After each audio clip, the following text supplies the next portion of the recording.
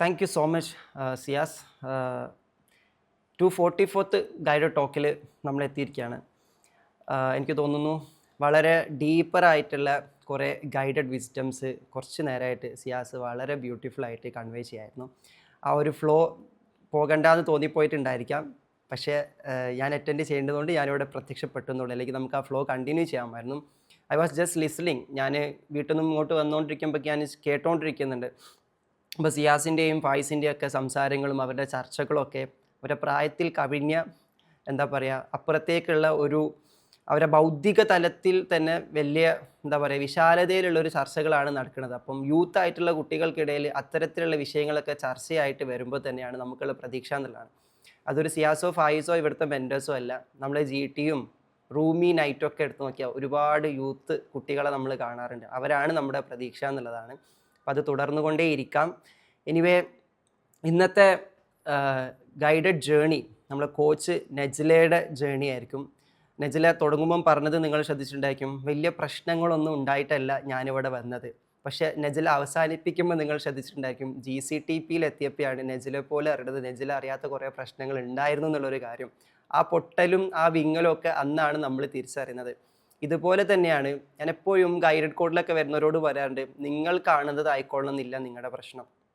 ഒരു കോച്ചിൻ്റെ കോമ്പീറ്റൻസിയൊക്കെ വാർത്തെടുക്കുന്ന സമയത്ത് coaching കോമ്പീറ്റൻസിയിലും coaching എത്തിക്സിലൊക്കെ പറയാറുണ്ട്, പൊതുവേ ഒരാൾ ഒരു പ്രശ്നവുമായിട്ട് കോച്ചിങ്ങിന് വന്നാൽ, I don't mean about counselling or therapeutical part, കോച്ചിങ്ങിന് വന്നു കഴിഞ്ഞാൽ അവർ മുന്നോട്ട് വെക്കുന്നതേ ആയിരിക്കില്ല അവരെ പ്രശ്നങ്ങൾ. അവർ കാണാത്ത കുറേ റെലമുണ്ടായിരിക്കും, അതിലേക്ക് അവരെ വഴി തിരിച്ച് വിട്ട് അവരെ എൻലൈറ്റൈൻ ചെയ്യിപ്പിക്കുക, റിയലൈസ് ചെയ്യിപ്പിക്കുക എന്നുള്ളത് മാത്രമാണ് കോച്ചിൻ്റെ റോൾ. അപ്പോൾ ഒരു ഗൈഡഡ് ജേണി എന്ന് പറഞ്ഞാൽ അത് തന്നെയാണ്. പല ആളുകളും GCTPയിലോ മെൻറ്ററിങ്ങിലോ മറ്റേതെങ്കിലുമൊക്കെ പ്രോഗ്രാമിൽ പിന്നീട് എത്തിച്ചേരുമ്പോഴാണ് അവരറിയാം ആക്ച്വലി ഇതൊന്നായിരുന്നില്ല എൻ്റെ വിഷയം. ഉള്ളിൽ സ്വന്തം ചിത്രം കാണാൻ പറ്റാതെയാണ് ഇത്രയും കാലം ജീവിച്ചതെന്ന് പറയുമ്പം അതിനേക്കാളും വലിയൊരു ദുരന്തം വേറെ ഇല്ലല്ലോ.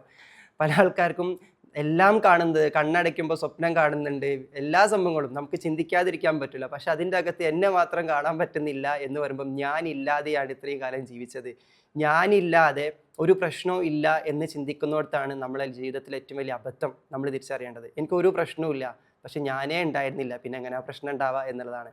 എന്നിലേക്ക് നോക്കി തുടങ്ങുമ്പോഴാണ് നമുക്ക് ശരിക്കുള്ള പ്രശ്നങ്ങളെപ്പറ്റി തിരിച്ചറിയാൻ പറ്റാമെന്നുള്ള.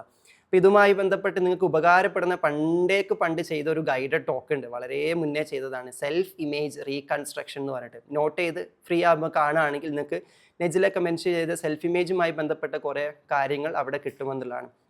എനിവേ, ഒരു ടീച്ചറായ പോയിന്റിൽ നിന്നും മാറി കൗൺസിലറിലേക്ക് വന്ന് അതിൽ നിന്നും മാറി ഇന്ന് നല്ലൊരു കോച്ചായിട്ട് പെർഫോം ചെയ്തുകൊണ്ടിരിക്കുകയാണ് നജ്ല. എല്ലാവിധ വിശ്വസും അറിയിക്കുകയാണ്.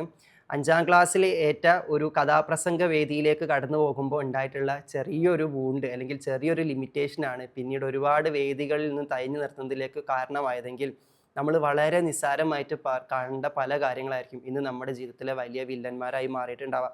ഇതൊക്കെ ഒന്ന് ക്ലാരിറ്റി കിട്ടാനാണ് നമ്മൾ പലപ്പോഴും GTയിൽ ഇതിൻ്റെ അവയർനെസ്സേ തരാൻ പറ്റൂ, നിങ്ങൾ GCയിലേക്ക് വരണം എന്ന് പറയാറുള്ളത്. ഇപ്പം ഞാൻ GCയിലേക്ക് വരണമെന്ന് പറയാറില്ല, പറയേണ്ട ആവശ്യമില്ല. GC ചെയ്തവർ ഇഷ്ടം പോലെ ഉള്ളത് കൊണ്ട് അവർ തന്നെ ഇങ്ങനെ വന്ന് നിർബന്ധിക്കുന്നത് കാണാറുണ്ട്, ഒരിക്കലെങ്കിലും ചെയ്യണേ എന്നുള്ളൊരു കാര്യം. അപ്പം അത്തരം കാര്യങ്ങളൊക്കെ നമുക്ക് GCയിൽ തന്നെ ഡിസ്കസ് ചെയ്ത് പോവാം. നെജിലേക്ക് എല്ലാവിധ വിശ്വാസവും അറിയിക്കുന്നത് നമ്മുടെ മറ്റുള്ള ഒരുപാട് കോച്ചസിനെ പോലെ തന്നെ സൊസൈറ്റിയിൽ ഈ വിസ്ഡം എത്തിക്കാനും ഒരുപാട് ആൾക്കാരെ എംപവർ ചെയ്യാനും അവർക്കൊക്കെ ഒരു ലൈറ്റായിട്ട് മാറാനും അതിലൂടെ തന്നെ സെൽഫ് ഇവോൾവ് ചെയ്യാനും എൻലൈറ്റൻഡ് ആകാനൊക്കെ മുകളിലുള്ളവനെ അനുഗ്രഹിക്കട്ടെ എന്ന് ആശംസിക്കുന്നു, പ്രാർത്ഥിക്കുന്നു. ഇനി നമുക്ക് ഗൈഡഡ് ടോക്കിലേക്കാണ് ആക്ച്വലി വരേണ്ടത്. അപ്പോൾ ഇന്നത്തെ ഗൈഡഡ് ടോക്കിന് കുറച്ച് സ്പെഷ്യൽ അനൗൺസ്മെൻറ്റ് ഒക്കെ ഉണ്ട് എന്ന് ഞാൻ പ്രത്യേകം മെൻറ്റേഴ്സിനോട് പറഞ്ഞിട്ടുണ്ടായിരുന്നു. ആദ്യം തന്നെ എനിക്ക് വലിയ സന്തോഷമുള്ള ഒരു കാര്യം, കുറേ പേര് നമ്മളെ GTയിൽ വീഡിയോയിൽ വന്ന് ഇരിക്കുന്ന കാണുന്നുണ്ട്. അതിന് വലിയൊരു എഫേർട്ട് വേണം, ചില്ലറ കാര്യമൊന്നുമല്ല, ചെറിയ കാര്യമായിട്ട് തോന്നുമെങ്കിൽ കൂടി ഈ മോർണിംഗ് സമയത്ത് തന്നെ വീഡിയോയിലൊക്കെ വന്ന് ഇരിക്കണമെന്നുണ്ടെങ്കിൽ അതിൻ്റെ ഡെഡിക്കേഷൻ അത്രയ്ക്ക് വേണം, അതിന് മാത്രം നമ്മൾ പ്രിപ്പയർ ചെയ്യണം. അത് ചെറിയൊരു കാര്യമൊന്നുമല്ല, നമുക്കറിയാം. അത് ഞാൻ പ്രത്യേകം അപ്രീഷിയേറ്റ് ചെയ്യാണ്. വീഡിയോയിൽ വരാൻ പറ്റിയിട്ടില്ലെങ്കിൽ കൂടി വീഡിയോയിൽ വരുന്നവരെ കാണുമ്പം ഒരിക്കൽ ഞാനും എന്ന് സ്വപ്നം കണ്ടുകൊണ്ടിരിക്കുന്നവരുണ്ടെങ്കിൽ ആ സ്വപ്നം കാണാനുള്ള പ്രതീക്ഷയെങ്കിലും മനസ്സിൽ വെച്ചതിനെ പ്രത്യേകം അപ്രീഷിയേറ്റ് ചെയ്തിട്ട് ആ സ്വപ്നം പുലരട്ടെ എന്ന് പ്രാർത്ഥിച്ചുകൊണ്ട് ഇന്ന് ചില സ്പെഷ്യൽ അനൗൺസ്മെൻ്റ് ഒക്കെ ഉണ്ടാവും എന്ന് പറയുന്നു. അപ്പോൾ നമുക്കറിയാം നമ്മുടെ ഗൈഡ് ടോക്ക് 244ാമത് ആഴ്ചയിലേക്ക് എത്തിയിരിക്കുകയാണ്. അപ്പോൾ ഇത് നമ്മളുടെ വിജയമാണ്, എൻ്റെതല്ല, നമ്മളുടെ എല്ലാവരുടെയും വിജയമാണ്. ഗൈഡ് ടോക്കിൻ്റെ വിജയമാണ് ആക്ച്വലി ഇവിടെ കേൾക്കുന്ന ഗൈഡഡ് ജേണികളൊക്കെ തന്നെ. ഇവിടെ നമ്മളെ കോച്ചസ് വന്ന് ഷെയർ ചെയ്യുന്ന ഗൈഡഡ് ജേണികൾ എല്ലാവർക്കും ഷെയർ ചെയ്യാൻ പറ്റാത്തത് കൊണ്ടാണ് കോച്ചസിനെ കൊണ്ടുവന്നത്. അങ്ങനെ അല്ലാത്ത നമ്മുടെ കുറേ GC പാർട്ടിസിപ്പൻസും GT കൊണ്ട് മാത്രം ലൈഫ് മാറിയിട്ടുള്ള പല പാർട്ടിസിപ്പൻസും ഒക്കെ ഉണ്ട്. അപ്പോൾ ആക്ച്വലി ഇത് നമ്മളുടെ ഒരു കൂട്ടായ്മയുടെ സക്സസ്സാണ്, നമ്മളൊരു ടീമിൻ്റെ വിജയമാണ്, നമ്മളെല്ലാവരുമാണ് ആക്ച്വലി GT വിജയിപ്പിച്ചത് എന്നുള്ളത്. അപ്പോൾ ഇന്ന് 244ാമത് ആഴ്ച എത്തിയിരിക്കുകയാണ്. പൊതുവേ വർഷത്തിൻ്റെ അവസാനത്തിലേക്കൊക്കെ എത്തുമ്പം നമ്മളെ GT ഫാമിലിക്ക് വേണ്ടി നമ്മൾ ചില സ്പെഷ്യലായിട്ടുള്ള ചലഞ്ചുകളോ ടാസ്കുകളോ കാര്യങ്ങളൊക്കെ സെറ്റ് ചെയ്യാറുണ്ട്. അപ്പോൾ നമ്മൾ ഇനി നാളത്തോടു കൂടി ഡിസംബറിലേക്ക് കടക്കുകയാണ്, പിന്നെ ജനുവരിയാണ് വരാനിരിക്കുന്നത്. ഞാൻ പൊതുവേ ഈ പുതുവർഷം എന്ന് പറയുമ്പോൾ അതിനെ പുതിയതായിട്ട് കാണാത്ത ഒരാളാണ്, ഓരോ സെക്കൻഡും പുതിയതാണെന്ന് ചിന്തിക്കുന്ന ഒരാളാണ്. എങ്കിൽ കൂടി നമ്മുടെ മനസ്സിൻ്റെ ബ്രെയിനിൻ്റെ ഒക്കെ ഓപ്പറേഷൻസ് നമ്മൾ പഠിച്ചു നോക്കുമ്പം ഒരു ടൈം സ്പാൻ വെച്ചുകൊണ്ട്, ഒരു സ്പെസിഫിക് ടൈം ലിമിറ്റ് വെച്ചുകൊണ്ട് ഒരു കാര്യത്തിലേക്ക് നമ്മൾ ഒരുങ്ങുമ്പോൾ നമ്മുടെ മനസ്സിന് കുറച്ചുകൂടി ആവേശം കൂടുതലായിരിക്കും അതിൽ പ്രവർത്തിക്കാൻ വേണ്ടിയിട്ടെന്നുള്ള. എന്നതുകൊണ്ട് തന്നെ നമുക്ക് ചില ന്യൂ ഇയർ അനൗൺസ്മെൻറ്റുകളുണ്ട്.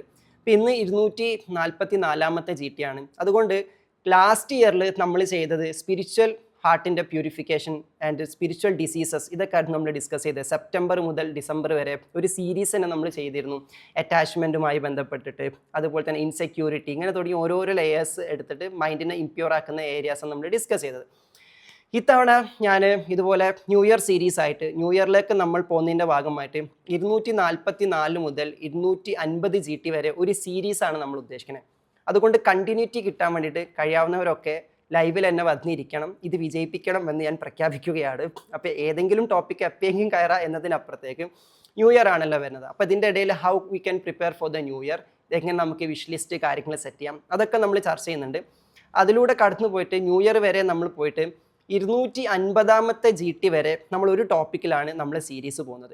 250ാമത്തെ GT സ്വാഭാവികമായിട്ട് നിങ്ങൾക്കൊക്കെ അറിയാം നമ്മളൊരു ഇവൻ്റ് ആയിട്ടാണ് ചെയ്യുക. ഇപ്പോൾ 250th GT നമ്മുടെ മെഗാ ഇവൻ്റ് തന്നെയാണ്. അപ്പോൾ അതിൻ്റെ ഡേറ്റ് ഒക്കെ അനൗൺസ് ചെയ്തിട്ടുണ്ട്. 250th GTയിലേക്ക് നമ്മൾ കിടക്കുന്നത് January 17 നമ്മളെ പബ്ലിക്കായിട്ടുള്ള ലൈവ് സെലിബ്രേഷൻ നടക്കുന്നത്. നിങ്ങളെല്ലാവരെയും ഞാൻ എൻ്റെ ടോപ്പിക്കിലേക്ക് കടക്കാതെ സംസാരിക്കുന്നത് എനിക്ക് അതിനുള്ള സ്പേസ് നിങ്ങൾ തരും എന്നുള്ളത് കൊണ്ടാണ്. GTയുടെ വിജയമാണല്ലോ വിഷയം. ഇപ്പോൾ 250 എന്ന് പറയുമ്പോൾ ഒരു ഹിസ്റ്ററിയാണ് എന്നതുകൊണ്ട് എനിക്കത് സംസാരിക്കാതിരിക്കാൻ പറ്റില്ല. നിങ്ങൾ എക്സ്ക്യൂസ് ചെയ്യും ഞാൻ ടോപ്പിക്കിലേക്ക് വരാതെ അത് പറയുന്നതെന്ന് ഞാൻ വിശ്വസിക്കുന്നു. അപ്പോൾ 250ാമത്തെ GT നമ്മളെ ടീമിനെ സംബന്ധിച്ചിടത്തോളം, നമ്മളെ GT ഫാമിലിനെ സംബന്ധിച്ചിടത്തോളം അതൊരു ലൈവ് ഗ്യാതറിംഗ് ആകണം. ഇതൊരു ഹിസ്റ്ററിയാണ്. 250 ആഴ്ചകൾ ഞാനും എൻ്റെ ടീമും നിങ്ങളും ചേർന്ന് നിർത്താതെ കൊണ്ടുപോയ ഒരു സീരീസാണ്. ഇത് 500 ആകണം, 1000 ആകണം, ഒക്കെ ആകണം. ഇപ്പോൾ 250 എന്ന് പറയുമ്പോൾ ഒരു മൈൽ സ്റ്റോൺ ആണ്. എന്നെപ്പോലെ തന്നെ നിങ്ങൾക്ക് എല്ലാവർക്കും ഇത് വിജയിപ്പിക്കുന്ന ഒരു റെസ്പോൺസിബിലിറ്റി ഉണ്ടെന്നാണ് ഞാൻ മനസ്സിലാക്കുന്നത്. എന്നതുകൊണ്ട് 250th GTയുടെ ഒരു സെലിബ്രേഷൻ വരുമ്പം നിങ്ങളെല്ലാവരും അതിൽ ഉണ്ടാകണമെന്ന് കൊതിക്കുന്നു. ഉണ്ടാകാൻ പറ്റാത്തവരുണ്ടെങ്കിൽ നിങ്ങൾ പ്രതിനിധീകരിച്ചെങ്കിലും ആരെങ്കിലുമൊക്കെ അയക്കണം എന്ന് ഞാൻ റിക്വസ്റ്റ് ചെയ്യാണ്. അതൊരു ഇൻവിറ്റേഷൻ കൂടിയായിട്ട് നിങ്ങൾ കരുതാം. നമ്മുടെ ഫാമിലി ഗ്യാതറിംഗ് പോലെ മാത്രം അതിനെപ്പറ്റി കാണുക. മെഗാ ഇവൻ്റ് എത്തുന്നതിനപ്പുറത്തേക്ക് ഞാൻ ഇപ്രാവശ്യം സ്ട്രിക്റ്റ് ആയിട്ട് പറഞ്ഞിട്ടുള്ളത് 250th GT ഗൈഡഡ് ടോക്ക് തന്നെയാണ്. ഒരു ദിവസത്തെ പ്രോഗ്രാമായിട്ടാണ് നമ്മൾ സെറ്റ് ചെയ്തിരിക്കുന്നത്. ഗൈഡഡ് ടോക്ക് തന്നെയാണ്. ഉച്ചവരെ ഗൈഡഡ് ടോക്കും ഉച്ചയ്ക്ക് ശേഷം ഗൈഡഡ് സിറ്റിങ്ങുമാണ്. 2 മോഡിലാണ് ഇപ്രാവശ്യത്തെ ഇവൻറ്റ് 250th GT വരുന്നത്. പൊതുവെ അങ്ങനെ നമ്മൾ ഇവൻറ്റുകൾ വരാറില്ല ഗൈഡഡ് സിറ്റിംഗ് ആയിട്ട് ബന്ധപ്പെട്ടിട്ട്. അപ്പോൾ അതിനു വേണ്ടി നമ്മൾ തിരഞ്ഞെടുത്തിരിക്കുന്ന ടോപ്പിക് എന്ന് പറയുന്നതാണ് ഏറ്റവും പ്രധാനപ്പെട്ട ഘടകം. GT 250 ഇന്ന് നമ്മളങ്ങ് തുടങ്ങുകയാണ്, നമ്മളങ്ങ് സെലിബ്രേറ്റ് ചെയ്യണം. ഇതിൻ്റെ പോസ്റ്ററുകളൊക്കെ വരുമ്പം ഞാൻ വീണ്ടും പറഞ്ഞു, നമുക്ക് എല്ലാവർക്കും ഇതിൻ്റെ ഒരു റെസ്പോൺസിബിലിറ്റി ഉണ്ട്, നിങ്ങൾ മനസ്സിലാക്കണം. ഇത് നമ്മുടെ പരിപാടിയാണ്. അപ്പോൾ ഇതിൻ്റെ പോസ്റ്റേഴ്സൊക്കെ വരുമ്പോൾ എല്ലാവരും അത് ഷെയർ ചെയ്യണം. പുതിയ പുതിയ ആളുകളൊക്കെ നമ്മളെ GTയിലേക്ക് നിങ്ങൾ ഇൻവൈറ്റ് ചെയ്യണം. പ്രത്യേകിച്ച് നമ്മുടെ സെലിബ്രേഷനിലേക്ക് ഇൻവൈറ്റ് ചെയ്യണം. നമ്മളെ ടീമിനെ പരിചയപ്പെടുത്തണം. നമ്മളെ ടീമിൻ്റെ വിസ്ഡംസ് എന്താണെന്ന് അറിയിച്ചു കൊടുക്കണം. അത് അവർക്ക് എത്രമാത്രം ഗുണം കിട്ടുമെന്ന് നിങ്ങൾ അവരോട് പറയണം. ഈ ദൗത്യം എല്ലാവരും ഏറ്റെടുക്കണമെന്നാണ് എനിക്ക് ആദ്യത്തിൽ പറയാനുള്ളത്. 250th GTയുടെ തീമായിട്ട് നമ്മൾ എടുത്തിട്ടുള്ളത് code of ethical and mystical manifestation എന്നുള്ളതാണ്.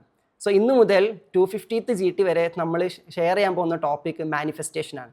എത്തിക്കൽ ആൻഡ് മിസ്റ്റിക്കൽ മാനിഫെസ്റ്റേഷൻ. മാനിഫെസ്റ്റേഷൻ എന്നുള്ള ടോപ്പിക്ക് പലർക്കും അറിയാം, പക്ഷേ ഇവിടെ നിന്നും മാനിഫെസ്റ്റേഷൻ പഠിക്കുന്നവർക്ക് അറിയാം, പലർക്കും അറിയാത്ത കുറേ റെലംസ് ഉണ്ട്. അതിൽ പ്രധാനപ്പെട്ട ഒരു ഭാഗമാണ് എത്തിക്കൽ മാനിഫെസ്റ്റേഷൻ.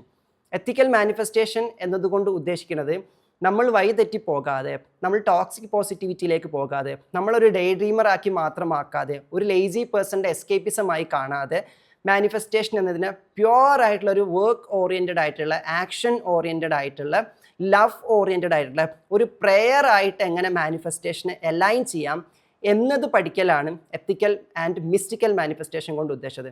മാനിഫെസ്റ്റേഷൻ എന്ന് പറയുന്നത് ഇന്നോ ഇന്നലെയോ ഉണ്ടായതല്ല. തൊട്ടു മുന്നേ അനൂനാക്കി തിയറിയും അതുപോലെ തന്നെ ഈജിപ്തിലെ പിരമിഡിൻ്റെ രഹസ്യങ്ങളൊക്കെ അതിനെപ്പറ്റി സർദാരി സിയാസ് പ്രതിപാദിക്കുമ്പം 5000 വർഷങ്ങൾക്ക് മുന്നേ പിരമിഡുകൾ സംഭവിച്ചതിന് പിറകിൽ പോലും ഒളിപ്പിക്കപ്പെട്ട ഹെർമെറ്റിക് പ്രിൻസിപ്പിൾസിൻ്റെ രഹസ്യങ്ങളിൽ നിന്നൊക്കെയാണ് ഈ മാനിഫെസ്റ്റേഷൻ എന്നുള്ള കോൺസെപ്റ്റ് ഡെവലപ്പ് ചെയ്ത് വന്നത്. അപ്പോൾ പ്രപഞ്ചത്തിൻ്റെ തുടക്കം മുതലേ ഉള്ള രഹസ്യമാണ് ഈ പറയുന്ന മാനിഫെസ്റ്റേഷൻ എന്ന് പറയുന്നത്. അപ്പോൾ ഇവിടെ നിന്നും നമ്മൾ മിസ്റ്റിക്കൽ മാനിഫെസ്റ്റേഷൻ എങ്ങനെ പഠിക്കാമെന്ന് ചോദിച്ചു കഴിഞ്ഞാൽ ഞാൻ പറയും mystical manifestation is all about love and light. ദിവ്യപ്രകാശത്തിൻ്റെയും സ്നേഹത്തിൻ്റെയും ബോധത്തിലേക്ക് ഒരാൾ ഉയരുന്നതിലൂടെയാണ് ഈ മിസ്റ്റിക്കൽ മാനിഫെസ്റ്റേഷൻ എന്ന പോയിന്റിലേക്ക് എത്തുന്നത് എന്നുള്ളതാണ്. അപ്പോൾ ഇതാണ് നമ്മുടെ GT 250യുടെ ടോപ്പിക് എന്ന് പറയുന്നത്. അപ്പോൾ അതിലേക്കുള്ള ഓരോ ചവിട്ടുപടിയായിട്ട് ഇനി വരുന്ന എല്ലാ GTകളിലും മാനിഫെസ്റ്റേഷനാണ് വിഷയം. പുതിയ വർഷം വരുമ്പം നമുക്ക് സ്വാഭാവികമായിട്ടും വിഷ് ലിസ്റ്റുകൾ ഉണ്ടായിരിക്കും, ഗോൾ സെറ്റിങ്സ് ഉണ്ടായിരിക്കും, ബക്കറ്റ് ലിസ്റ്റുകൾ ഉണ്ടായിരിക്കും. അപ്പോൾ അതിനൊക്കെ വേണ്ടി നമ്മൾ പ്രവർത്തിക്കുമ്പം നമ്മളെ മനസ്സിന് അതിലേക്ക് ശരിയായ ദിശയിലൂടെ ഡയറക്റ്റ് ചെയ്ത് കൊണ്ടുപോകൽ അത്യാവശ്യമാണ്. വെറുതെ ഗോളിലേക്ക് മാത്രം നമ്മളെ മനസ്സിനെ വഴി തിരിച്ചാൽ പോരാ, നാവിഗേറ്റ് ചെയ്താൽ പോരാ.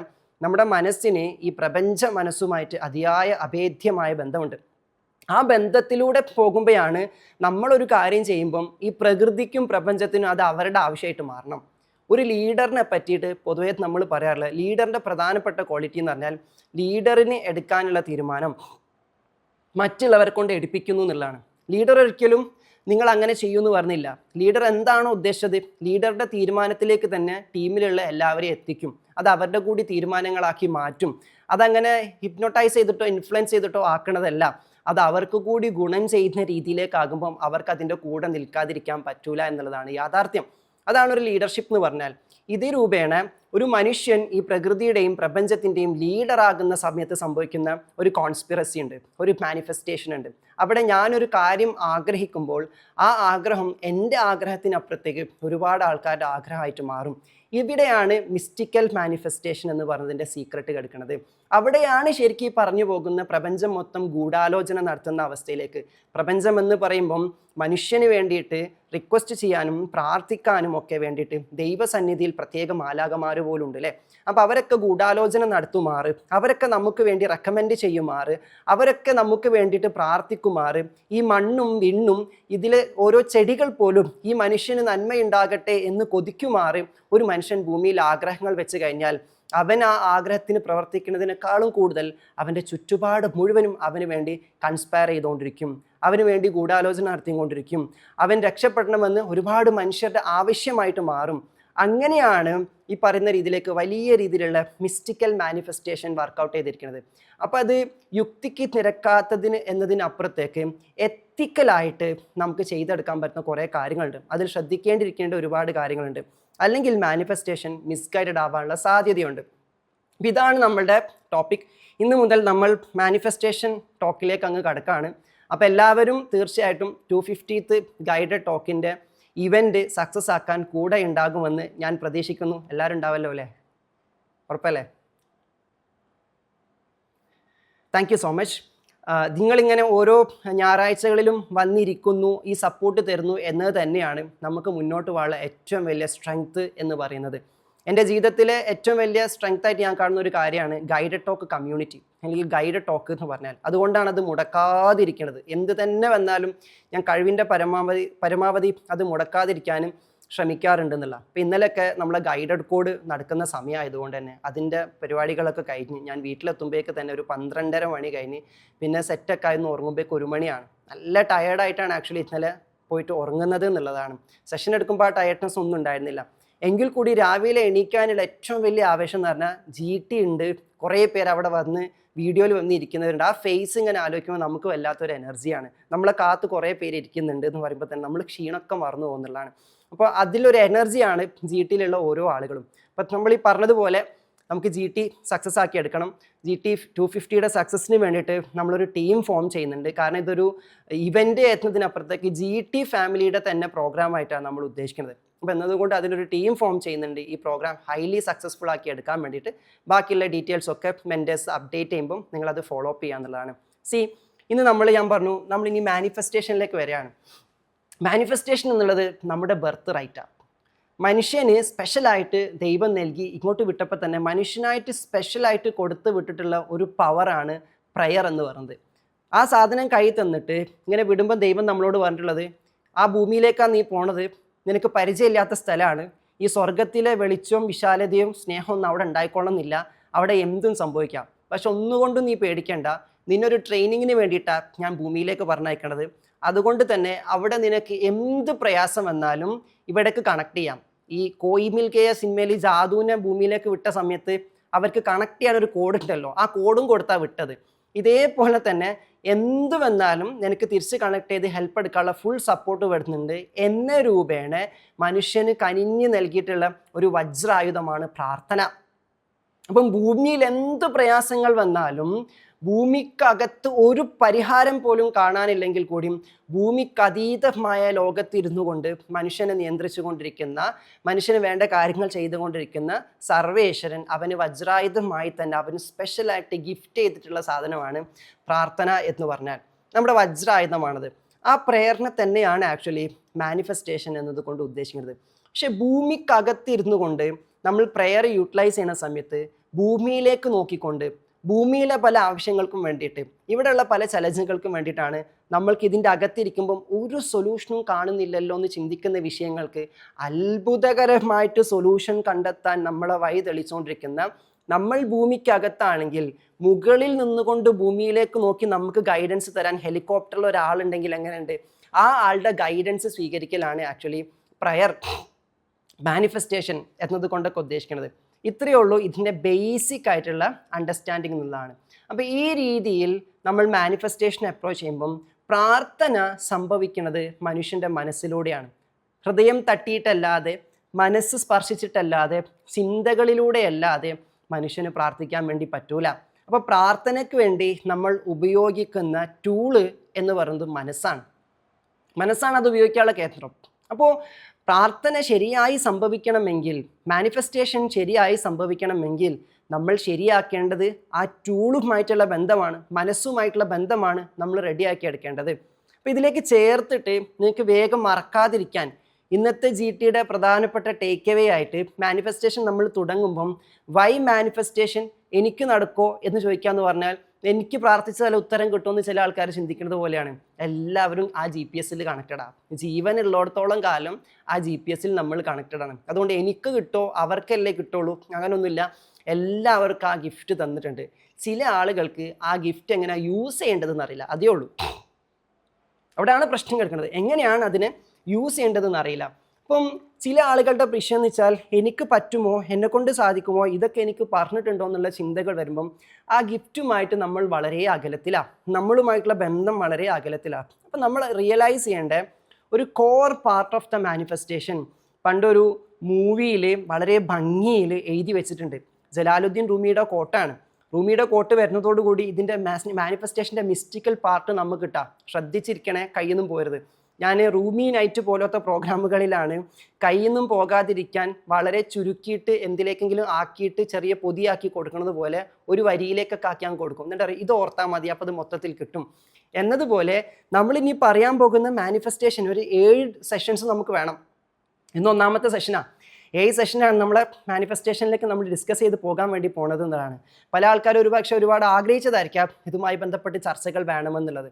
അപ്പം ഒരു വരിയിലേക്ക് നമ്മൾ ചുരുക്കി, റൂമിയുടെ മിസ്റ്റിക്കൽ പാർട്ടിലേക്ക് നമ്മൾ ചുരുക്കിയിട്ട് മാനിഫെസ്റ്റേഷൻ്റെ ഒരു ത്രെഡ് നമ്മൾ എടുക്കുകയാണെങ്കിൽ പണ്ടൊരു മൂവിയിൽ എഴുതി വെച്ചതുപോലെ ഇങ്ങനെ നമുക്ക് ആ വരിയിലേക്ക് കൊണ്ടുവരാം.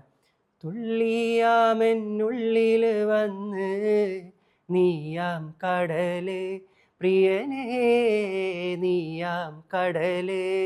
ആ വരി നിങ്ങൾ നോക്കിയിട്ടുണ്ടോ? തുള്ളിയാം എൻ ഉള്ളിൽ വന്ന് നീയാം കടല്. തുള്ളിയായ ഞാൻ വെറും തുള്ളിയാണ്. അതാണ് റൂമി പറഞ്ഞത്. നമ്മൾ ഒരു ഡ്രോപ്പല്ല, ഒരു ഡ്രോപ്പിനകത്തുള്ള ഓഷനാണ്. റൂമിയുടെ കോട്ടുണ്ടല്ലോ, ആ കോട്ടാണ് വളരെ ബ്യൂട്ടിഫുൾ ആയിട്ട് ആ പാട്ടിൽ പറഞ്ഞു വെച്ചിരിക്കുന്നത്. കുറേ ആൾക്കാർ ഈ പാട്ടൊക്കെ കേട്ടിട്ടുണ്ടായിരിക്കും, ദാറ്റ്സ് ടോട്ടലി ഫൈൻ. പക്ഷെ ഇപ്പോഴാണ് അതിന് അർത്ഥം വരുന്നത്. അപ്പോൾ ഈ രൂപേണ നമ്മളൊരു തുള്ളിയാണ്.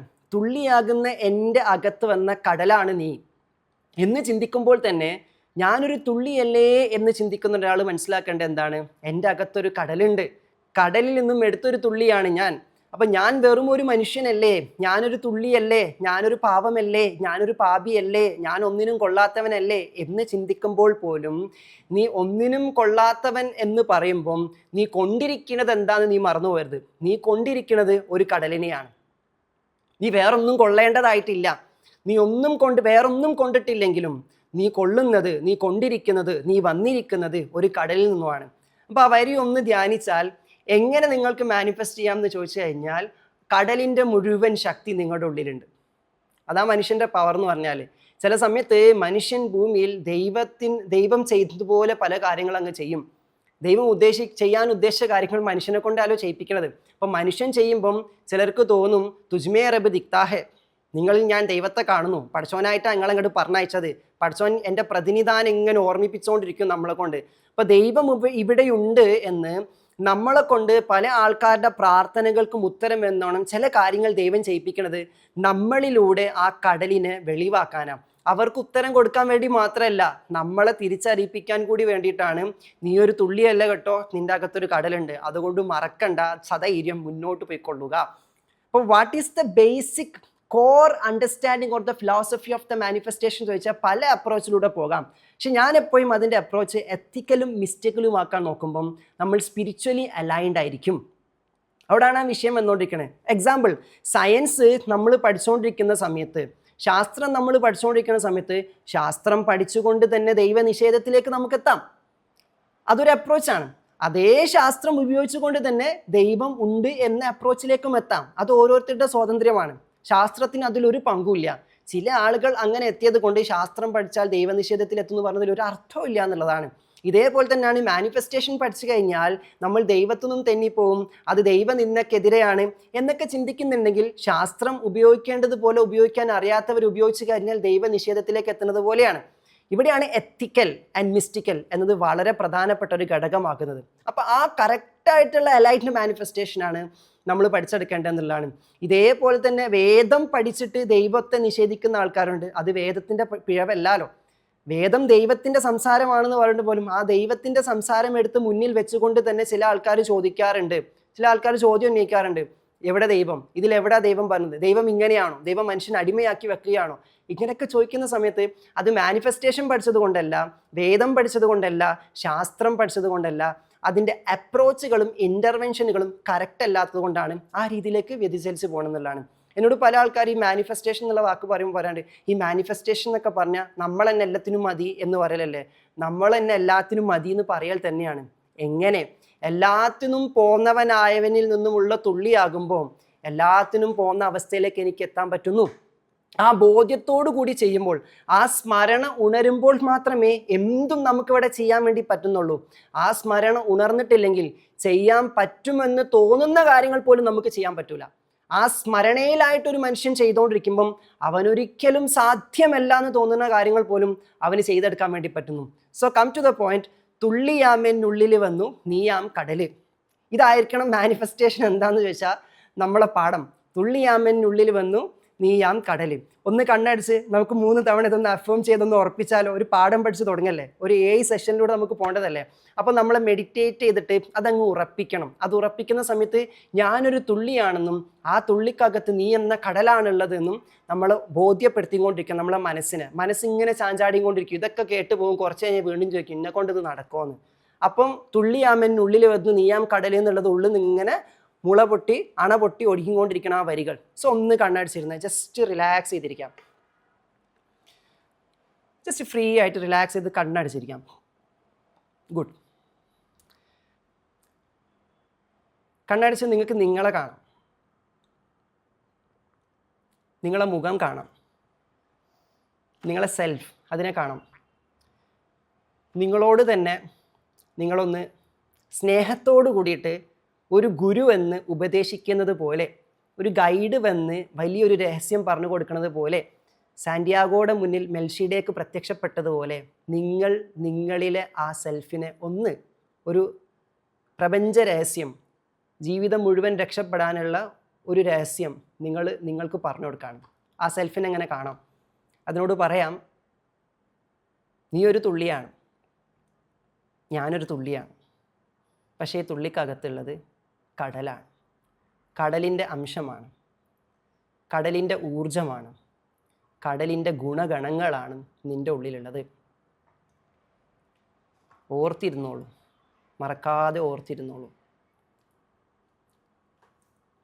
ഇനി ആ നിങ്ങളോട് സംസാരിക്കുന്ന ആ സെൽഫിനോട് ഒരു ഗുരു അല്ലെങ്കിൽ ഒരു മാതാവ്, ഒരു പിതാവ്, ഒരു മാതൃത്വം തുളുമ്പുന്ന ഭാവത്തിൽ ആ കുഞ്ഞിലേക്ക്, ആ സെൽഫിലേക്ക് അത് ലയിപ്പിക്കാൻ എന്നോണം ഒരു താരാട്ട് പാടും പോലെ പാടി ലയിപ്പിക്കുക എന്ന് പറയല്ലോ, പാടി ആടി ലയിപ്പിക്കുന്നത് പോലെ മുഴുകി ആടി പാടി ലയിപ്പിക്കുമാറ് അങ്ങ് അതിലേക്ക് ആ വരികൾ ഇട്ട് കൊടുക്കാം.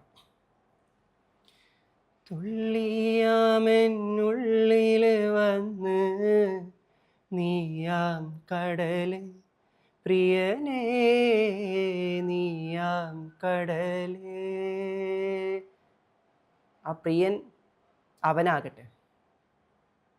അവൻ്റെ ശക്തിയാണ്, അവൻ്റെ ഊർജമാണ്, അവൻ്റെ ഭാവമാണ്, അവൻ്റെ ഗുണങ്ങളാണ് ഉള്ളിൽ വന്നിരിക്കുന്നത്. തുള്ളിയാമെന്നുള്ളിൽ വന്ന് നീയാം കടല് പ്രിയനേ, നീയാം കടല്. ഏതൊരു കാര്യത്തെപ്പറ്റി ചിന്തിക്കുമ്പോഴും ഏതൊരു കാര്യത്തെപ്പറ്റി കൊതിക്കുമ്പോഴും ആഗ്രഹിക്കുമ്പോഴും ഒക്കെ ഒരു സംശയം ഉള്ളിൽ വരുന്നുണ്ടെങ്കിൽ ഈ വരികൾ ഇങ്ങനെ മുഴക്കം സൃഷ്ടിക്കട്ടെ നിങ്ങളുടെ ഉള്ളിൽ. ആഗ്രഹങ്ങളിലേക്ക് നോക്കാം, അടുത്ത വർഷത്തിലേക്ക് നോക്കാം. അതെന്നെക്കൊണ്ട് സാധിക്കുമോ എന്ന് തോന്നുമ്പോൾ എന്നെക്കൊണ്ടല്ലാതെ മറ്റാർക്ക് സാധിക്കാനാണ്? എന്നെ കൊണ്ടിരിക്കുന്നവന് അത് സാധ്യമാണ്. എന്നെ കൊണ്ടല്ലേലും എന്നെ കൊണ്ടിരിക്കുന്നവന് അത് സാധ്യമാണ്. തുള്ളിയാമെന്നുള്ളിൽ വന്ന് നീയാം കടല്,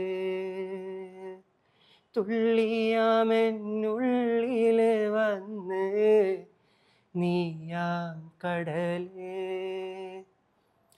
തുള്ളിയാമെന്നുള്ളിൽ വന്ന് നീയാം കടല്. കടലിനെ കൊണ്ട അവസ്ഥ, അതിൽ ലയിച്ച അവസ്ഥ, അതിൽ മുഴുകിയ അവസ്ഥ.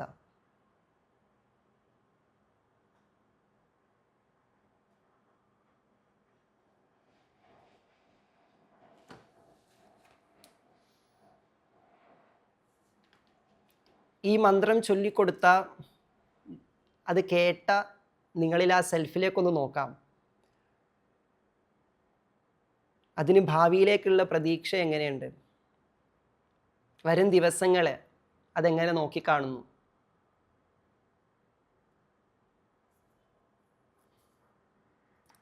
എന്നും ഈ മന്ത്രം, ഈ വരികൾ ഒരു ഊർജമായി, ഒരു ഊർജ സ്രോതസ്സായി, ഒരു ജപമായി, മന്ത്രമായി, ഒരു രഹസ്യമായി അത് ഉപയോഗിക്കട്ടെ. തിരിച്ചു വരാം.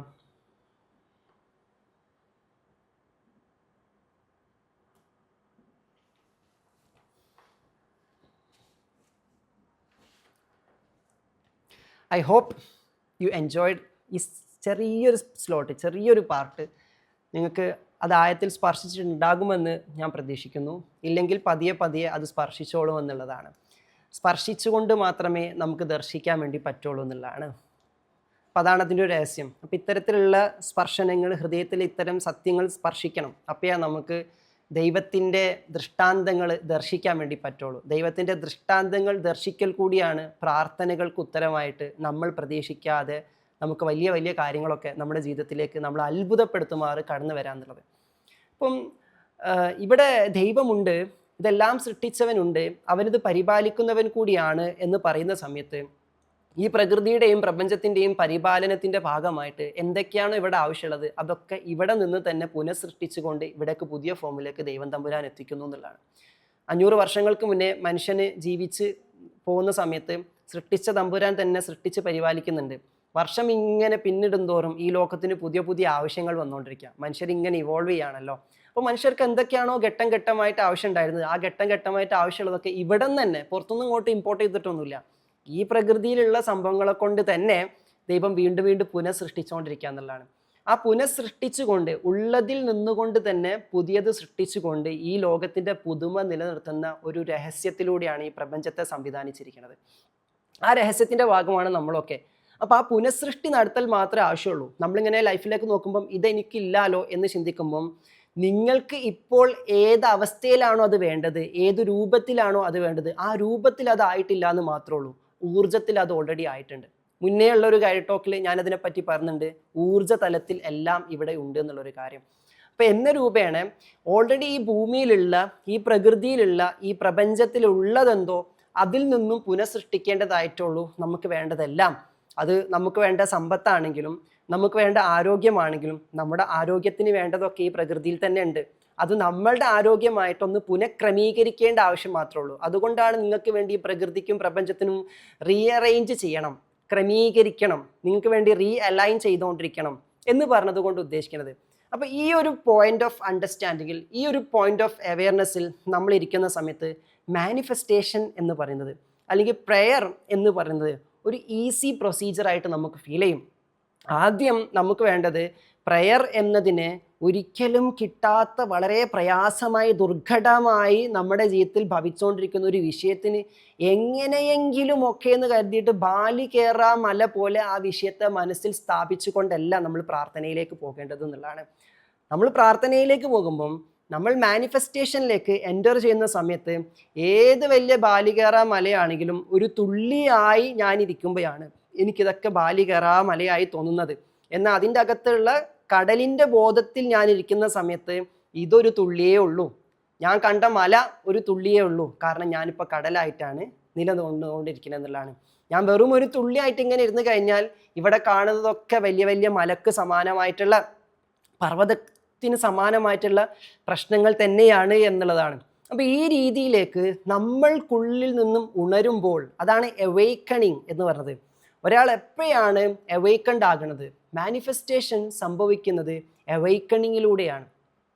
അവേക്കണിങ് സംഭവിച്ചു കഴിഞ്ഞാൽ ലൈഫ് മൊത്തത്തിൽ ഒരു മാനിഫെസ്റ്റേഷൻ ജേണി ആയിട്ട് മാറുന്നു എന്നുള്ളതാണ് ഏറ്റവും വലിയ രഹസ്യം, ഏറ്റവും വലിയ സത്യം. അപ്പം നമ്മളുടെ ഉള്ളിൽ നിന്നും നമ്മൾ ഉണരുന്ന അവസ്ഥയാണ് ആക്ച്വലി മാനിഫെസ്റ്റേഷൻ എന്നതുകൊണ്ട് ഉദ്ദേശിക്കുന്നത്.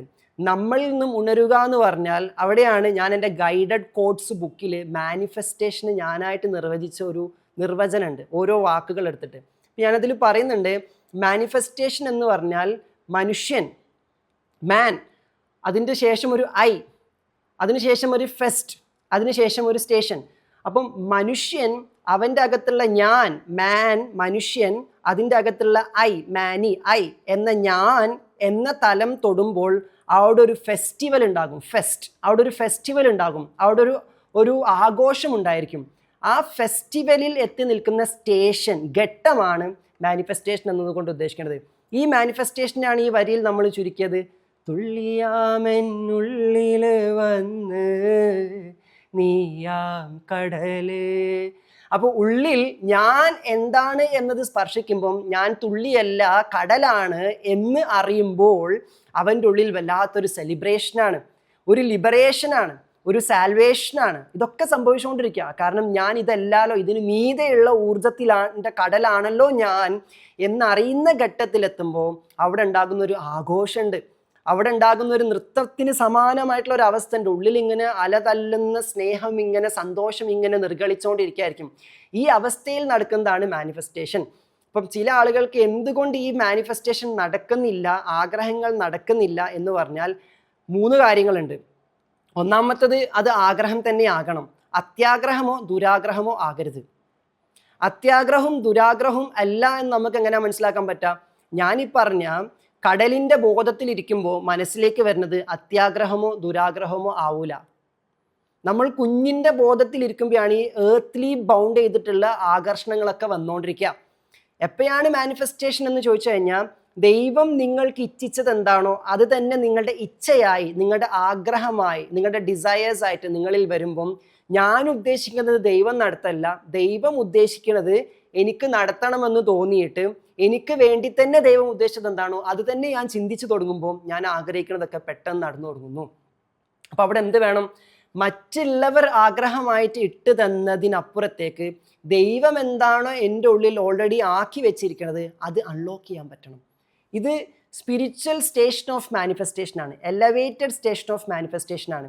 അതിന് നമുക്ക് വേണ്ടത് അലൈനിങ് ആണ്, നമ്മളുമായിട്ട് അലൈൻ ചെയ്യാം.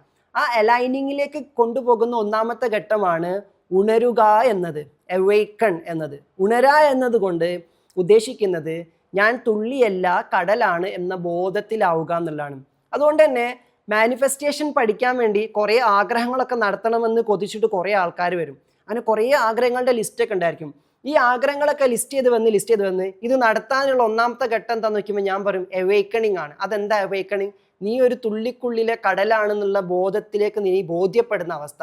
ആ ബോധത്തിലേക്ക് ബോധ്യപ്പെടാൻ വേണ്ടിയിട്ടുള്ള അവസ്ഥയിലേക്കുള്ള അറിവൊക്കെ ഇങ്ങനെ എടുത്തു വരുമ്പോഴേക്ക് ഇവൻ്റെ ഉള്ളിലെ കടൽ ഇങ്ങനെ ഉണർന്നു വരുമ്പോഴേക്ക് ഇവൻ പറയും എൻ്റെ ലിസ്റ്റിൽ 150 ഉണ്ടായിരുന്നു, എനിക്ക് 5 മതി, ബാക്കിയുള്ള 100 ചില്ലാനും സാധനങ്ങളും അതിനോട് എനിക്കിപ്പോൾ ഒരു താല്പര്യം തോന്നുന്നില്ല, നാച്ചുറലി വിട്ടുപോയി. അതായത് ദൈവത്തിലേക്ക് അടുക്കലാണല്ലോ പ്രാർത്ഥന എന്ന് പറഞ്ഞാൽ. അപ്പം എനിക്ക് വേണ്ട കാര്യങ്ങൾക്ക് വേണ്ടി ഞാൻ ദൈവത്തിലേക്ക് അടുക്കുമ്പോൾ ദൈവത്തിലേക്ക് ഇങ്ങനെ അടുത്തടുത്ത് വന്നപ്പോഴത്തേക്ക് എനിക്ക് വേണ്ടതൊക്കെ വിട്ടുപോകുന്നു, എനിക്ക് വേണ്ടാത്തതും വിട്ടുപോകുന്നു, എനിക്ക് വേണ്ടതും ചിലപ്പോൾ വിട്ടുപോകുന്നു. അങ്ങനെ അടുത്തെത്തുമ്പോൾ നമുക്ക് മനസ്സിലാവാം ദൈവത്തിലേക്ക് അടുക്കാൻ വേണ്ടിയിട്ട് മാത്രം ദൈവം സെറ്റ് ചെയ്ത് വെച്ചിട്ടുള്ള ചില പോയിന്റേഴ്സ് മാത്രമായിരുന്നു, ഇൻഡിക്കേറ്റേഴ്സ് മാത്രമായിരുന്നു ഈ ആഗ്രഹങ്ങളും ദുരാഗ്രഹങ്ങളും അത്യാഗ്രഹങ്ങളും എന്നൊക്കെ ഉള്ളത്. അങ്ങനത്തെ ഒരു സ്റ്റേഷനിലേക്ക് നമ്മൾ എത്തുന്ന സമയത്ത് അപ്പോഴും നമുക്ക് ചില ആഗ്രഹങ്ങൾ ബാക്കിയുണ്ടായിരിക്കും. ആ ആഗ്രഹങ്ങളിലായിരിക്കും നമ്മൾ ശരിക്കും വർക്ക് ചെയ്യുമ്പോഴേക്കും നമുക്ക് കൂടുതൽ റിസൾട്ട് കിട്ടുന്നത്. ഇനി അതിനേക്കാളും വലിയ അത്ഭുതം, ആ 1-2 ആഗ്രഹങ്ങൾ നമ്മൾ സെറ്റാക്കി വരുമ്പോഴേക്ക് നമ്മളെ ലിസ്റ്റിലിട്ട പല കാര്യങ്ങളും താനേ അങ്ങ് നടന്നിട്ടുണ്ടായിരിക്കും. അതാണ് ഏറ്റവും വലിയ അത്ഭുതം. അപ്പോൾ this is the station of the manifestation.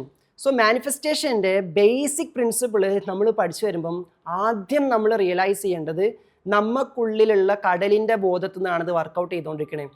നോക്കിയേ, ഈ വേൾഡ് സിമെട്രിക്കലാണ്. ഈ വേൾഡ് വളരെ ബ്യൂട്ടിഫുൾ ആയിട്ടുള്ള പാറ്റേൺസ് ഫോളോ ചെയ്തുകൊണ്ടിരിക്കുന്നുണ്ട്. അപ്പോൾ എല്ലാത്തിലും ആ ഡിവൈൻ ബ്രില്യൻസ്, ഒരു ആർട്ടിസ്റ്റിക് ബ്രില്യൻസ് തിരിച്ചറിയാൻ വേണ്ടിയിട്ട് അന്വേഷിച്ചു പോകുന്നവർക്കൊക്കെ ഒരു സീരിയൽ കില്ലർ ഇട്ട് വെക്കുന്നത് പോലെ ചില സൂചനകളുണ്ട്. ഇതാണ് കേട്ടോ എൻ്റെ കില്ലിംഗ് പാറ്റേൺ. അപ്പോൾ ഈ പ്രായത്തിലുള്ളവരെ മാത്രം, ഈ സമയത്ത് മാത്രം, ഈ സീസണിൽ മാത്രം, ഈ സ്ഥലത്ത് മാത്രം തല്ലിയിട്ട്, അപ്പോൾ ഒരു സീരിയൽ കില്ലർ ഇട്ട് വെക്കുന്ന സൂചന പോലെ ഇതിൻ്റെ അന്വേഷിച്ചു പോകുന്നവർക്ക് കണ്ടെത്താൻ വേണ്ടിയിട്ട് ദൈവം തമ്പുരാൻ ഇവിടെ കുറച്ച് പാറ്റേൺസ് ഇങ്ങനെ ബാക്കിയാക്കിയാണ്. ഇത് ചിന്തിക്കാനുള്ള അന്തമുണ്ടാവുന്നതോടുകൂടി നമ്മൾ രക്ഷപ്പെടും.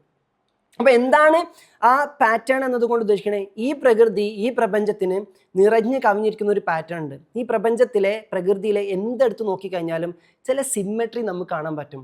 ഉദാഹരണത്തിന് ഞാൻ എപ്പോഴും പറഞ്ഞൊരു ഉദാഹരണമാണ്, നമ്മൾ ഈ പ്രകൃതിയിലെ പ്രപഞ്ചത്തിൽ സൗരയുധത്തിൻ്റെ ശൈലിയും ഗാലക്സിയുടെ ശൈലിയും ആറ്റത്തിൻ്റെ ശൈലിയും ഒക്കെ ഒരുപോലെ തന്നെയാണ്. ദാറ്റ് മീൻസ് സർവ്വചരാചരങ്ങളെയും സ്പൈറൽ ആയിട്ടുള്ളൊരു മൂവ്മെൻറ്റിലാണ് സെറ്റ് ചെയ്തിരിക്കുന്നത്.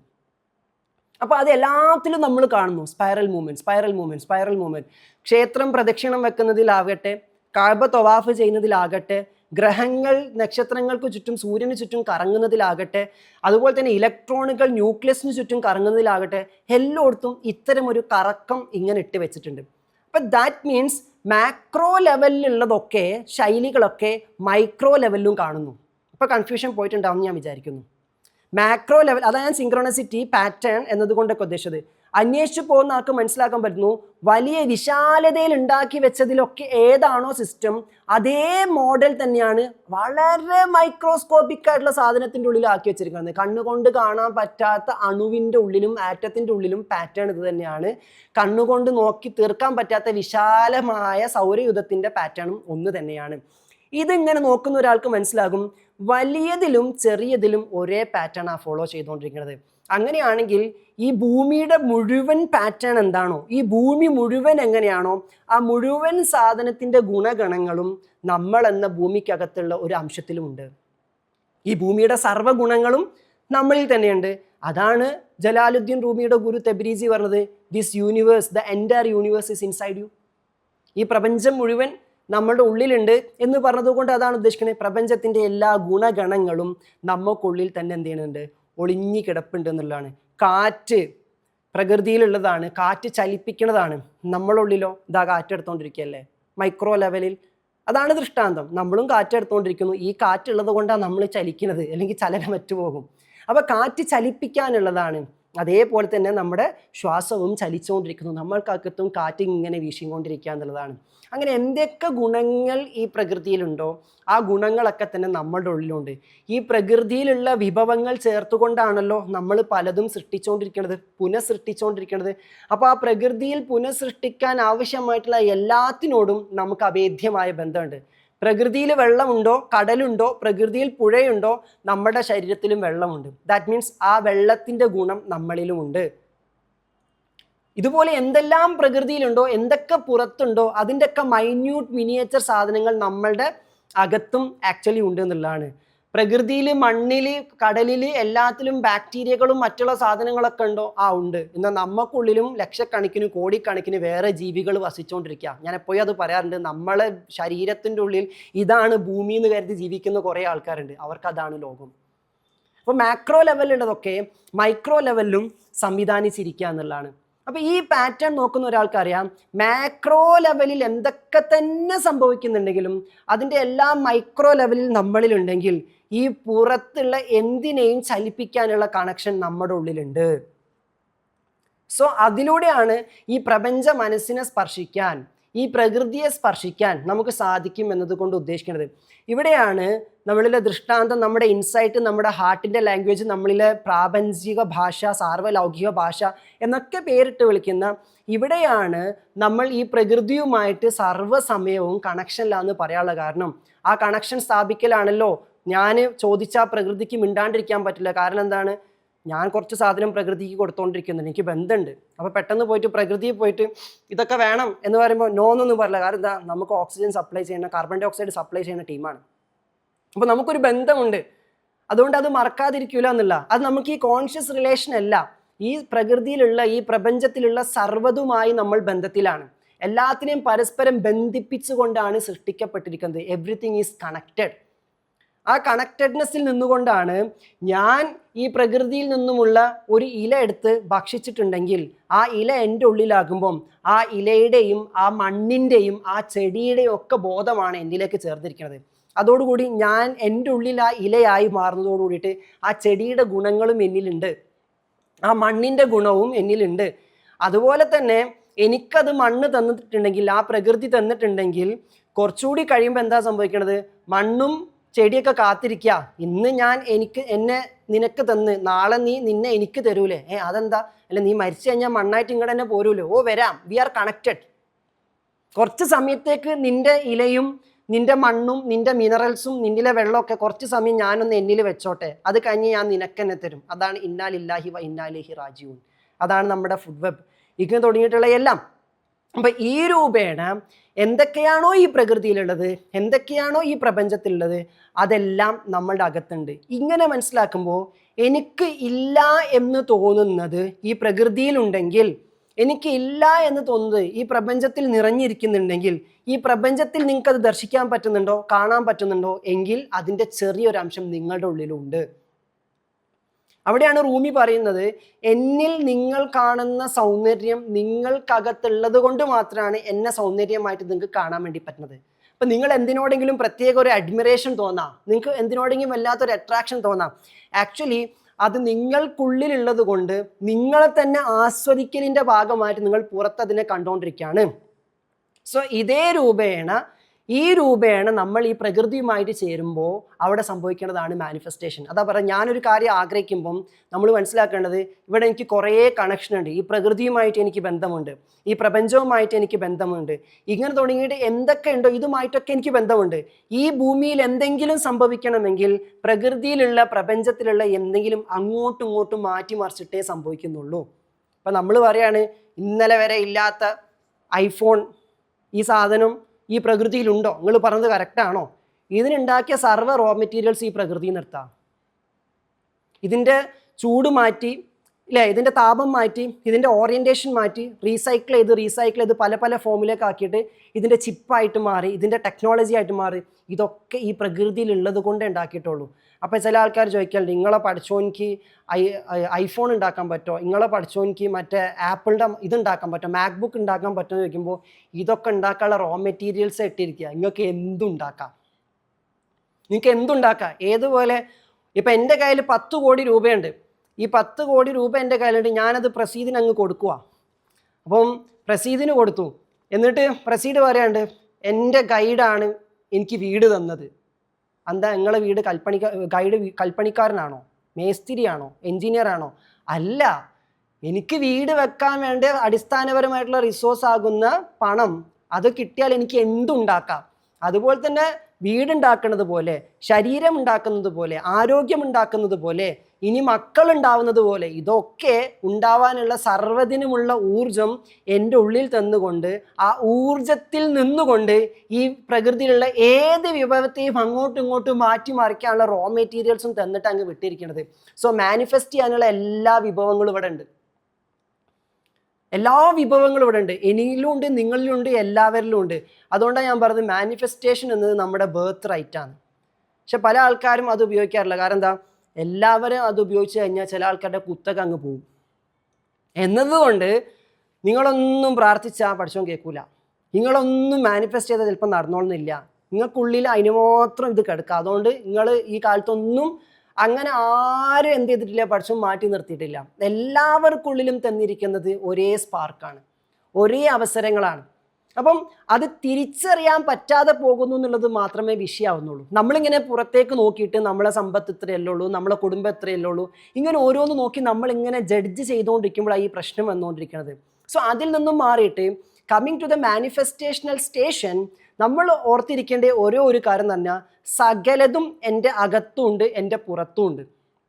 സകലതും എൻ്റെ അകത്തുമുണ്ട്, എൻ്റെ പുറത്തുമുണ്ട്. ആ ഒരു രീതിയിലാണ്, ആ ഒരു പാറ്റേണിലാണ് ഈ യൂണിവേഴ്സ് സൃഷ്ടിച്ചിരിക്കുന്നത് എന്നുള്ള.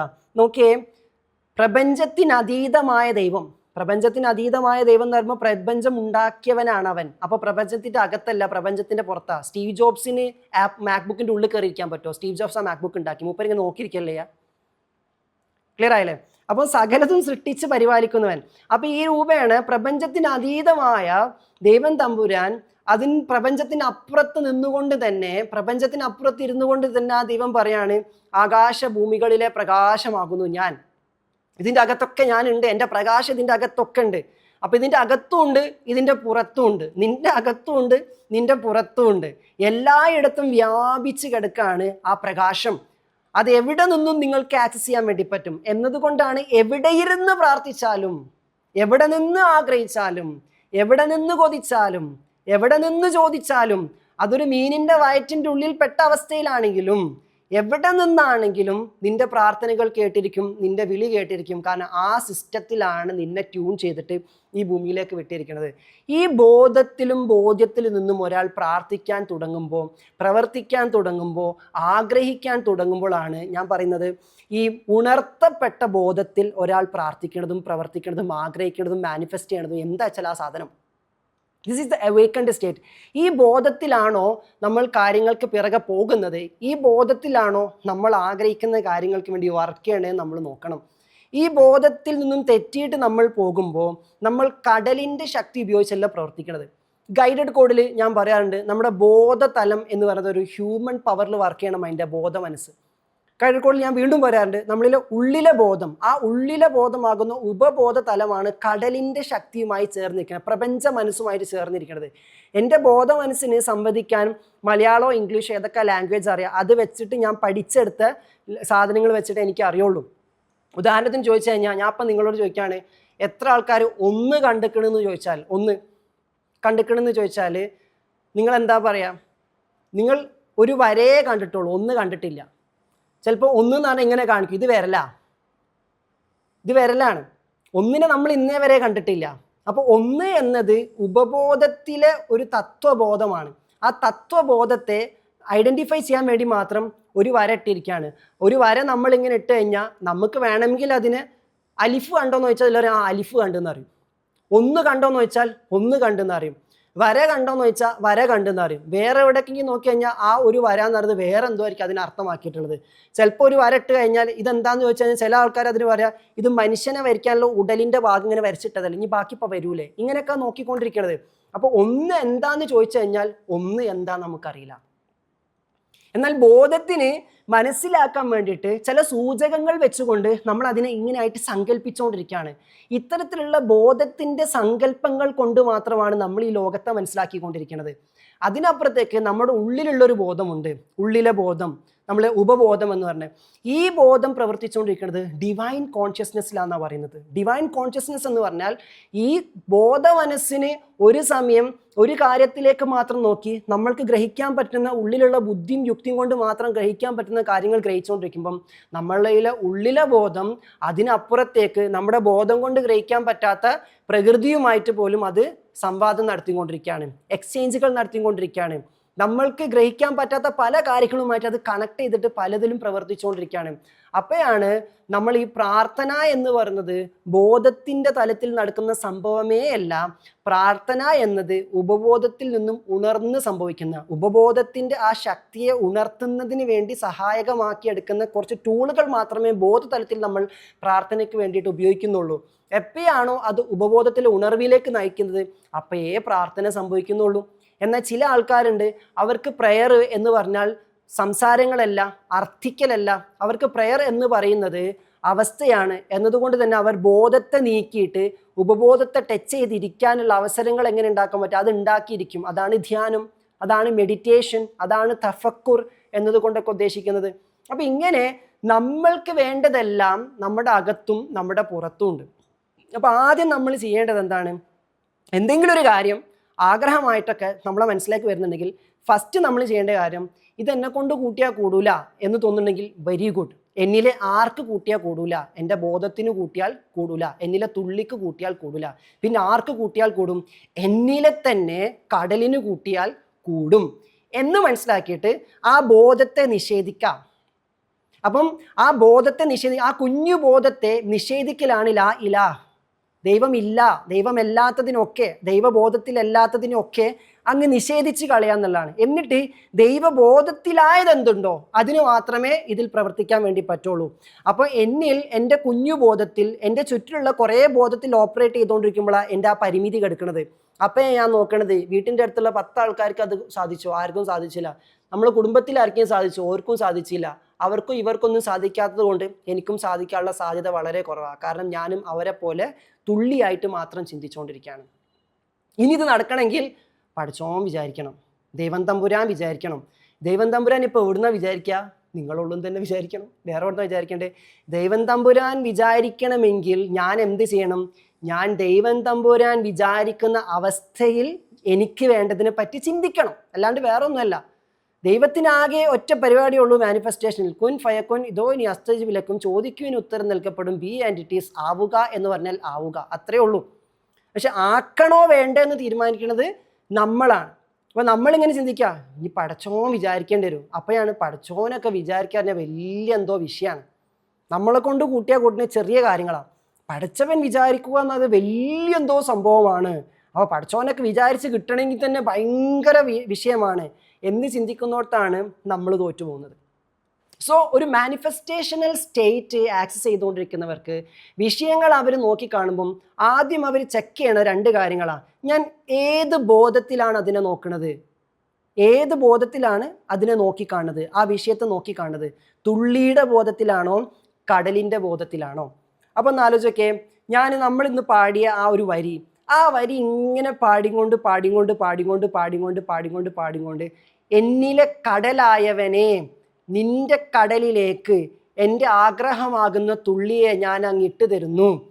ആ കടൽ കൊണ്ട് ആ തുള്ളിയെ നീ കടലാക്കി എടുക്കണമേ എന്ന രൂപേണ നമ്മളെ ആഗ്രഹങ്ങളൊക്കെ ആ കടലിലേക്ക് സമർപ്പിക്കാൻ പറ്റിക്കഴിഞ്ഞാൽ, ആ രൂപേണ നമ്മൾ നോക്കി കാണാൻ പറ്റിക്കഴിഞ്ഞാൽ ഇറ്റ് വർക്ക്സ് മാജിക്കലി.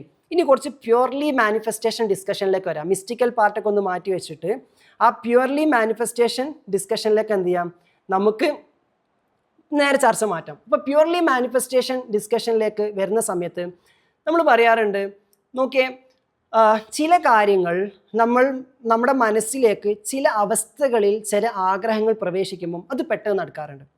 അല്ലെങ്കിൽ നമ്മുടെ മനസ്സിൽ ചില പ്രത്യേക അവസ്ഥകളിൽ ചില ആഗ്രഹങ്ങൾ നടക്കുമ്പോൾ, ചില ചിന്തകൾ വരുമ്പം അത് പ്രാർത്ഥനയ്ക്ക് സമാനമായ അവസ്ഥയിലേക്ക് അതങ്ങ് പ്രവർത്തിക്കാറുണ്ട്.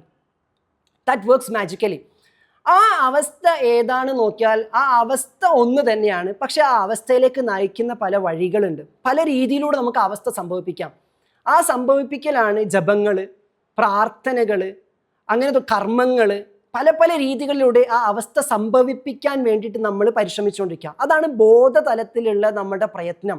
ആ അവസ്ഥ സംഭവിപ്പിക്കാൻ വേണ്ടി ചിലർ ജപത്തിൻ്റെ വഴി, സ്മരണയുടെ വഴി, കർമ്മങ്ങളുടെ വഴി, ആരാധനകളുടെ വഴി, അങ്ങനെ പല പല പല പല വഴികളിലൂടെ. ഇപ്പം ചിലർ പറയും പണ്ടാരോ ചെയ്ത കർമ്മ ഗുണം കൊണ്ടായിരിക്കും ഇതൊക്കെ നടന്നത്. അപ്പോൾ ആ കർമ്മഫലം അവർ ചെയ്ത ഏതോ നന്മയുടെ വഴി, അതുപോലെ തന്നെ ചാരിറ്റിയുടെ വഴി, സ്വതക്കയുടെ വഴി, ഇങ്ങനെ പല പല വഴികളുണ്ട് ആ അവസ്ഥ നമ്മളിൽ സംഭവിപ്പിക്കാൻ, ആ അവസ്ഥ നമ്മളിൽ ഉണർത്തുന്നത്.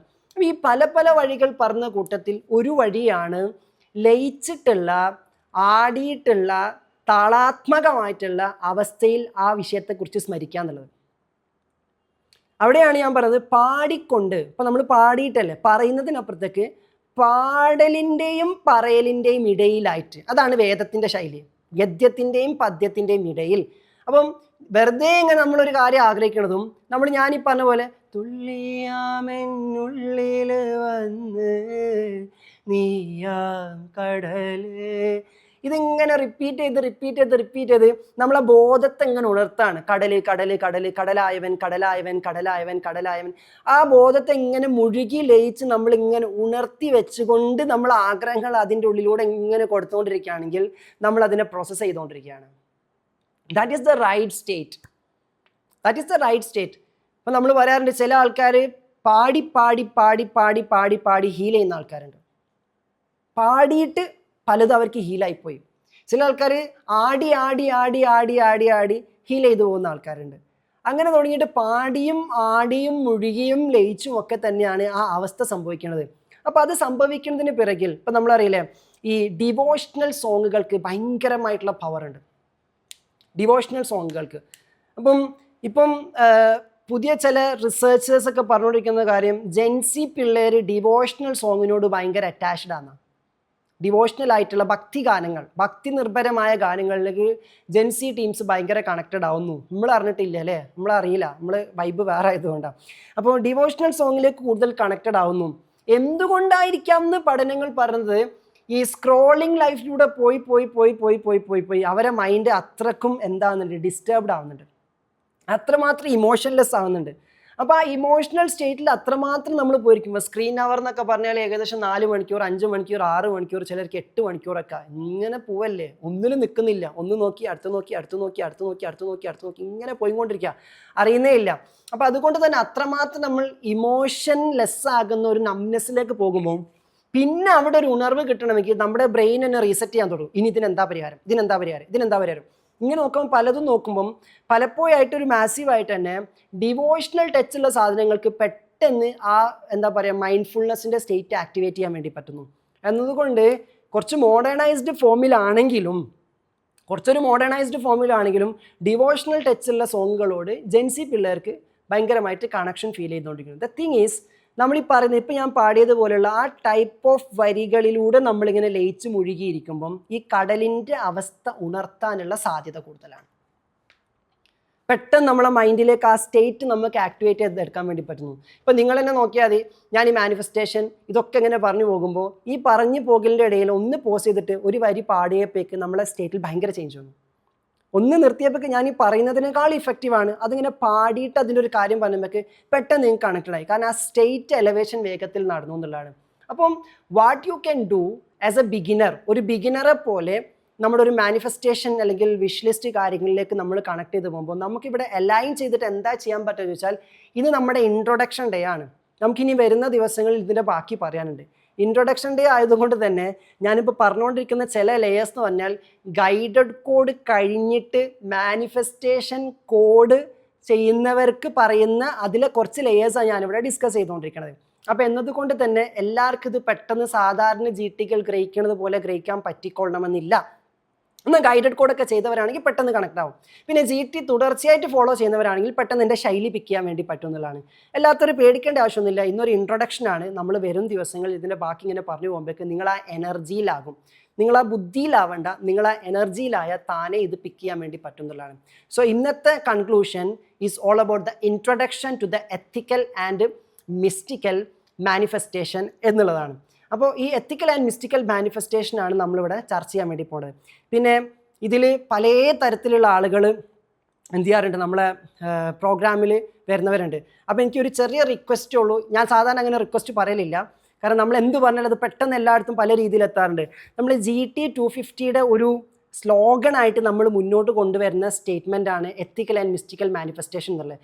എന്നുകൊണ്ട് GT 250 കഴിഞ്ഞത് വരെയെങ്കിലും ആ സ്ലോഗൻ ആരും ഉപയോഗിക്കാതിരുന്ന കുറച്ചുകൂടി സന്തോഷമായിരുന്നു എന്ന് മാത്രം പറയാണ്. So this is exactly what we have to convey to the society. നമുക്ക് സൊസൈറ്റിയിലേക്ക് കൺവേ ചെയ്യുന്ന ഒരു ഗ്രാൻഡ് മെസ്സേജ് കൂടിയാണ്. There are lots of mind power steps, there are lots of manifestation steps. ഇപ്പോൾ ഒരുപാട് ആൾക്കാർ ഇത് കൈകാര്യം ചെയ്തുകൊണ്ടിരിക്കാം.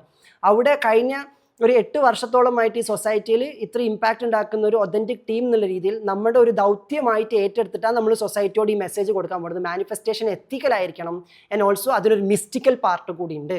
പല ആളുകളും മാനിഫെസ്റ്റേഷൻ സയൻറ്റിഫിക് ആണെന്ന് മാത്രം അറിഞ്ഞാൽ മതി തിരഞ്ഞു പോകുന്ന ആൾക്കാരാണ്. അതിൻ്റെ അപ്പുറത്തേക്ക് അതിനൊരു സ്പിരിച്വൽ കറക്ഷൻസും വേണം, അതിനൊരു എത്തിക്കൽ അണ്ടർസ്റ്റാൻഡിങ് വേണം. അതിൻ്റെ ആൻഷ്യൻ്റ് ഹിസ്റ്ററിയിലേക്ക് പോകുമ്പം അതിനൊരു മിസ്റ്റിക്കൽ പാർട്ട് ഉണ്ട്. ചരിത്രം നമ്മൾ മറക്കാൻ പാടില്ല, വന്ന വഴി നമ്മൾ മറക്കാൻ പാടില്ല. ഇത് എവിടെ നിന്നാണ് ഇതിലേക്കുള്ള എഡീഷൻസ് വന്നത്?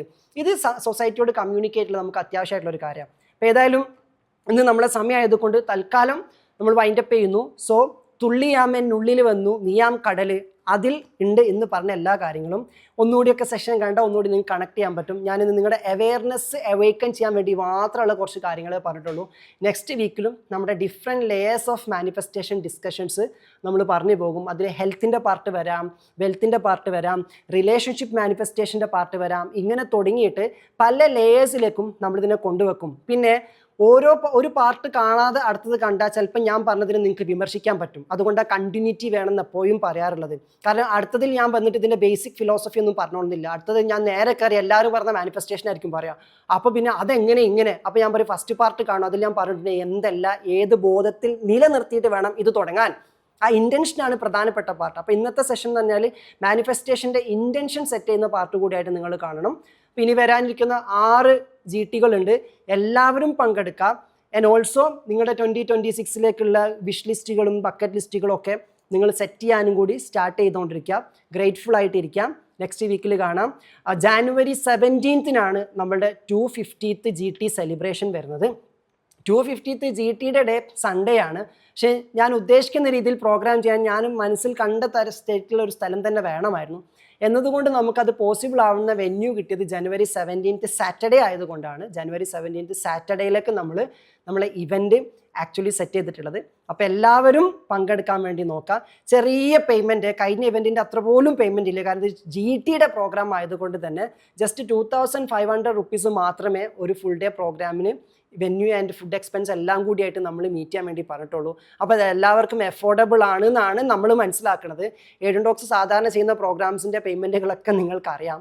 അപ്പോൾ ആക്ച്വലി ഇത് വളരെ എഫോർഡബിൾ ആയിട്ട് ചെയ്യണത് ഇതിൻ്റെ ഒരു മറ്റ് പാർട്ടൊന്നും നോക്കാതെ ഇതൊരു ഗ്യാതറിങ് ആകുമ്പം നമ്മളെ ഫാമിലിയിൽപ്പെട്ട എല്ലാവർക്കും അതിൽ പങ്കെടുക്കാൻ പറ്റണം എന്നുള്ളൊരു ആഗ്രഹം ഉള്ളത് കൊണ്ട് മാത്രമാണ്. ആൻഡ് ഓൾസോ ആ വീക്ക് കഴിഞ്ഞ് നെക്സ്റ്റ് വീക്കിലേക്ക് പോകുമ്പോഴേക്ക് ഞാൻ വളരെ ബിസി ആകാൻ പോകുന്നൊരു സമയം. എന്നിട്ട് പോലും GT 250 ഒരു കോംപ്രമൈസും ചെയ്യേണ്ടെന്ന് പറഞ്ഞിട്ട് തന്നെ ആക്ച്വലി ഞാൻ മുന്നോട്ട് വരാനുള്ള കാരണം GT അത്രമാത്രം പ്രാധാന്യമുള്ളത് കൊണ്ടാണ്. നിങ്ങളും അതിൻ്റെ ഒരു വാല്യൂ മനസ്സിലാക്കുന്നു പ്രതീക്ഷിച്ചുകൊണ്ട് ഒരിക്കൽ കൂടി എല്ലാവരെയും GTയിലേക്ക് 250ലേക്ക് ഇൻവൈറ്റ് ചെയ്തുകൊണ്ട് നിർത്തുന്നു. കോഴിക്കോട് വെച്ചിട്ട് തന്നെയാണ് പ്രോഗ്രാം നടക്കുന്നത്. കോഴിക്കോട് സിറ്റിയിൽ തന്നെയാണ്, ടൗണിൽ തന്നെയാണ് പ്രോഗ്രാം വരുന്നത് എന്നുള്ളതാണ്. അപ്പോൾ എല്ലാവരും ഒരിക്കൽ കൂടി GTയിലേക്ക് ഇൻവൈറ്റ് ചെയ്തുകൊണ്ട് നിർത്തുന്നു. Thank you so much. All the very best.